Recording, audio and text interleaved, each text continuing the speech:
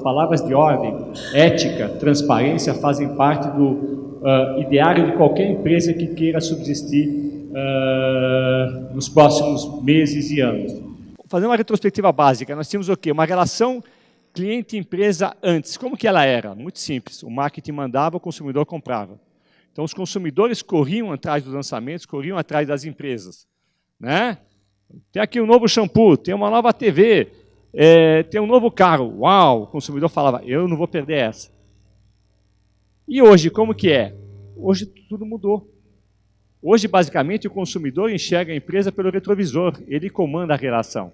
Ele está anos-luz à frente das empresas. O consumidor é bipolar. O tempo inteiro ele é bipolar. Para a gente entender a dimensão disso, peguei o caso da China, o país mais maior poluente do mundo. Tá? E você tem dois paradoxos na China. É o maior consumidor de SUVs, e o paradoxo 46% dos carros elétricos do mundo são vendidos na China. Esse é um grande paradoxo. São empresas que estão antenadas num ponto, fenômeno atual. As marcas não pertencem mais aos acionistas, aos investidores, às empresas. As marcas são dos consumidores e eles realmente querem participar, se engajar de uma forma ou de outra. E se a empresa não quiser deixar o consumidor se engajar com a empresa, ele vai buscar outra. Eu acho que falta diálogo, eu acho que falta bom senso, mas eu acho que não faltam leis. Eu acho que a gente tem leis demais. Na minha opinião, se a gente tiver bom senso, se a gente tiver consciência do papel de cada um nas relações de consumo, eu acho que não há necessidade de normas intervencionistas e etc., mas eu acho que a gente precisa evoluir. Roberto, eu acho que a gente precisa evoluir, porque eu acho que as empresas tem empresa ainda que hoje pratica o capitalismo selvagem, que embarriga os seus problemas no poder judiciário, que usa esse tempo grande tempo das demandas como uma forma de oprimir o consumidor e de torná-lo ainda mais vulnerável. Então, eu acho que precisamos fortalecer o diálogo, fortalecer os meios de comunicação entre os clientes e as empresas, as formas alternativas de solução de litígio e evitar, como eu estava...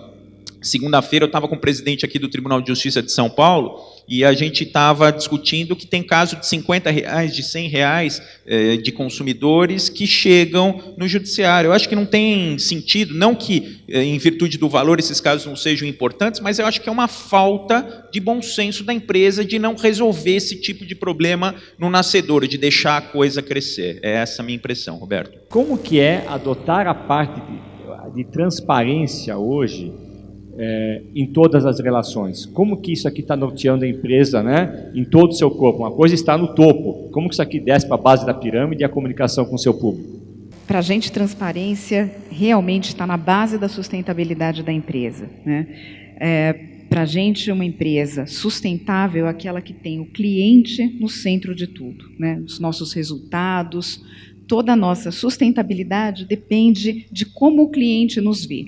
Então, essa sua visão é o que a gente quer que os nossos dezenas de milhões de clientes tenham essa impressão a respeito do Itaú.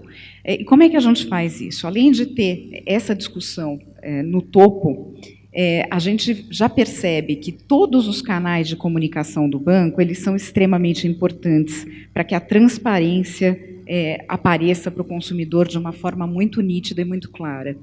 Para você ter uma ideia, a gente tem hoje 8,5 milhões de seguidores no Facebook, que é uma rede social que a maioria dos brasileiros tem hoje. A gente tem quase 1 milhão de seguidores no Instagram.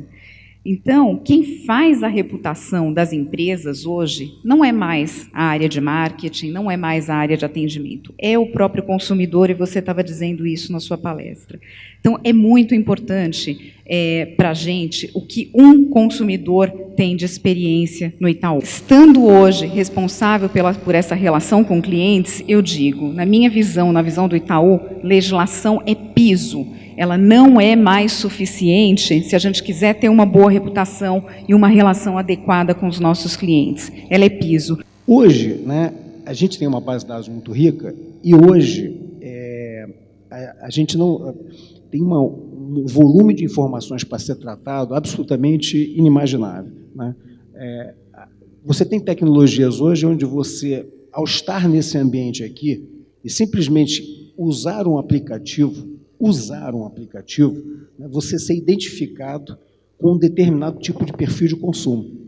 Então, esse consumidor hoje, quer dizer, ele é rapidamente rastreável, né? Acho que o mundo está precisando de mais atitude, né?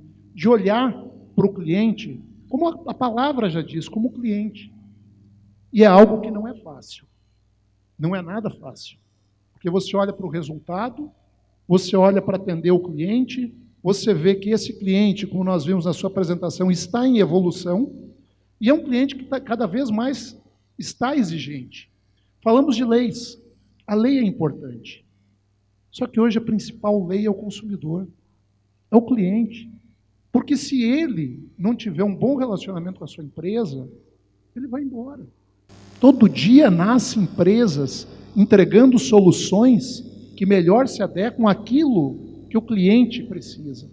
E aí, eu faço essa retrospectiva para dentro do banco, olho um pouquinho para 3, 4 anos atrás, quando tudo isso começou, e vejo também, como foi falado antes, a questão da lei do saque. Se nós, dentro do Banco do Brasil, fôssemos olhar única e exclusivamente para a lei do saque, eu diria hoje aqui aos senhores que o nosso número de ocorrências reduziu mais de 20%. Só que quando eu olho o número absoluto, no saque ele cresceu mais de 30%. Por quê? Porque nós abrimos outros canais para escutar o cliente. Nós somos além do telefone, né? Nós fomos para o mobile, abrimos para todos os clientes, não cliente poder, a qualquer momento, como a gente viu antes, na palma da sua mão, poder fazer um contato com o banco. Damos mais poder ao saque. Há um ano atrás, e a Juliana lembra disso, a gente discutia, inclusive, na própria Senacom, que no caso do Banco do Brasil, nós não tínhamos poder dentro do saque, por exemplo, de fazer uma renegociação de dívida. A gente discutia isso fortemente. Pô, mas o cliente quer renegociar, como ele vai até o teu saque? Você não consegue fazer uma renegociação de dívida. Hoje o saque tem autonomia para isso. De onde que isso veio? Não foi de uma lei, foi de uma necessidade do consumidor de um relacionamento contigo. A era do diálogo. Meu Deus do céu, se ética e transparência é pressuposto para o diálogo. Só vem para uma mesa desta quem tem por pressuposto ética e transparência. Porque aquele que não consegue ter esses valores como pressupostos, não consegue dialogar. E eu acho que, de lado a lado, o Sistema Nacional de Defesa do Consumidor, o mercado e os órgãos reguladores também caminharam nessa curva ascendente. Aprendemos que não é somente com grandes teses jurídicas, lindas, com grandes comerciais televisivos, importantes, mas com diálogo, com respeito, com enfrentamento de problemas e de soluções para os problemas, né? Então, eu queria falar um pouco dessa evolução, ainda que a não fugir um pouco da sua pergunta.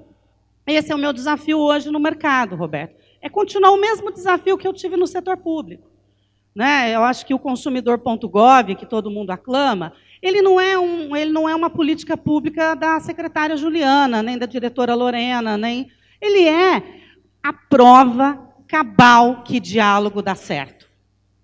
Que o que o nosso cliente ou o consumidor brasileiro precisa, porque ele paga caro, ele tem impostos caros, ele vive uma vida difícil, ele precisa que a gente se reúna para entregar para ele soluções. Uma empresa limpa, gente, isso aqui é o conceito mais novo que tem no mundo hoje.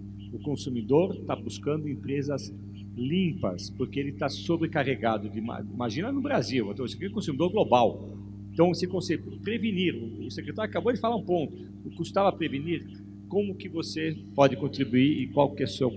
Roberto, essa questão do protagonista, essa é um mantra, né, que eu tenho repetido em vários seminários. Eu acho que as empresas privadas, as empresas públicas, elas têm sim como também ajudar a melhorar o patamar da sociedade e das relações de consumo.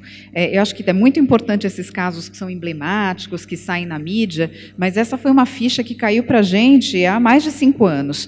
Nas coisas pequenas que acontecem dentro da empresa também, é muito importante a gente assumir. Então, a gente está falando aqui do custo da judicialização, o custo dentro das empresas é enorme, mas o custo no poder público. Hoje, a União Federal gasta 2,5% do PIB com as questões judiciais, gente. Isso é o que se gasta em saneamento básico no país. Então, não é